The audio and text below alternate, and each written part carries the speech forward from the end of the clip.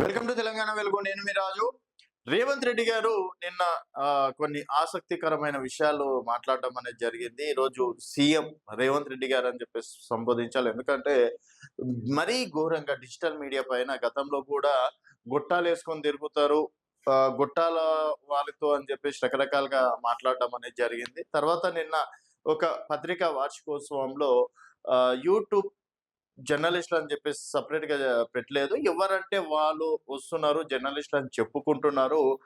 కాలు మీద కాలేసుకొని కూర్చుంటున్నారు. సీనియర్‌లకి రెస్పెక్ట్ ఇవ్వట్లేదు అని చెప్పేసి సరే అది మాట్లాడుతూ సరే వారు చెప్పే విధానంలో సీనియర్‌లకు రెస్పెక్ట్ ఇయ్యాలి. సీనియర్‌లను చూసి నేర్చుకోవాలి. ఎవరు పడితే వారు జర్నలిస్టులు అవుతున్నారు అంటే అంతవరకు బావుంటుండే ప్రతి ఒక్కరు గౌరవం ఇచ్చేవాళ్ళు. అంతేగాని చెంప పగలగొట్టాలి అది ఇది అని చెప్పేసి కొంత మేర మనోభావాలు దెబ్బతీసినట్టు కూడా మాట్లాడడం అనేది జరిగింది. సో, గతంలో కాంగ్రెస్ పార్టీ అధికారంలోకి వచ్చిందంటే దానికి రీజన్ సోషల్ మీడియా, యూట్యూబ్ జర్నలిస్ట్‌లే. ఎందుకంటే ఆ రోజు టీవీ9, 10 టీవీ, సాక్షి తర్వాత ఏబిఎన్ ఇట్లా చెప్పుకుంటా పోతే కీలక పత్రికలు గావచ్చు, కీలక ఛానెల్స్ గూడా అన్ని కేసీఆర్‌కి, అక్కడ జగన్‌మోహన్ రెడ్డికి, అక్కడ చంద్రబాబు నాయుడు గారికి సపోర్ట్ తప్ప, ఇక్కడ కాంగ్రెస్ పార్టీకి ఏ మీడియా సపోర్ట్ జేసింది? అది కాంగ్రెస్ నేతలే చెప్తున్నటువంటి మాట గదా! మాకే పత్రికలు లేవు, ఏ పత్రిక సపోర్ట్ జేయదు అని జెప్పేసి ఎన్నో సందర్భాల్లో చెప్పడం అనేది జరిగింది గదా! మరప్పుడు సోషల్ మీడియా ఉన్నవాళ్ళు ఓకే. పర్వాలేదు. జర్నలిస్ట్‌లతో సమానం. ఇప్పుడు సోషల్ మీడియా వాళ్ళంటే అంత చులకన ఎందుకన్నట్టు గూడా డిజిటల్ మీడియా అంతా ఒకటవుతున్నటువంటి వైనం.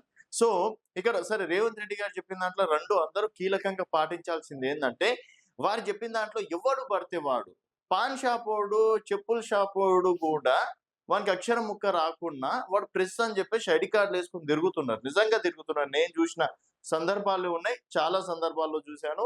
వానికి అక్షరం ముక్క రాకపోయినా గూడా వాడేదో ప్రెస్ అని జెప్పేసి ఏదో ఫోన్‌ల ఎడిటింగ్ చేసుకొని ఇది చేసేస్తున్నారు. బట్ దానికంటే ఒక హోదా కల్పించాలి. ఎవడు పడితే వాడు కూడా జర్నలిస్ట్ అనడం గూడా తప్పు. ఎందుకంటే ఇప్పుడు నేను 2016లో నాది ఎంసీజే కంప్లీట్ అయింది. ఉస్మానియా యూనివర్సిటీ నుంచి మాస్ కమ్యూనికేషన్ జర్నలిజం. ఇప్పుడు 2016లో నాది ఎంసీజే కంప్లీట్ అయింది. 2016 నుంచి నేను జేసినటువంటి ఛానెల్స్ దాదాపుగా 4 మెయిన్ ఛానెల్స్‌లో జేసిన. తర్వాత డిజిటల్ మీడియాలో జేసిన. 29 సంవత్సరాల ఎక్స్‌పీరియన్స్. అట్లాంటి వాళ్ళు గూడా ఈ సమాజంలో చాలా మంది సొంతంగా ఈరోజు యూట్యూబ్ ఛానెల్‌లు పెట్టుకొని నడిపిస్తున్న వాళ్ళున్నారు. సో, ఇక్కడ ఏందంటే కొందరిని అని జెప్పేసి సంబోధిస్తే మా మనోభావాలు ఎక్కడ గూడా దెబ్బతినేటివి కావు.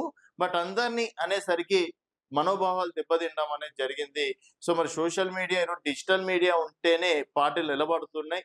సో, ఆ విషయం గ్రహించాలి. అంటే అప్పుడు పెద్ద పీటేసి ఇప్పుడు మరి ఇంత చులకన మాట్లాడొద్దన్నది చిన్న ఉద్దేశ్యం మాత్రమే. సో, మరి రేవంత్ రెడ్డి గారు మాట్లాడిన విషయాలను మీరే విధంగా చూస్తున్నారనేది మీ అభిప్రాయాల కింద కామెంట్ రూపంలో తెలియజేయండి. చూస్తూనే ఉండండి తెలంగాణ వెలుగు.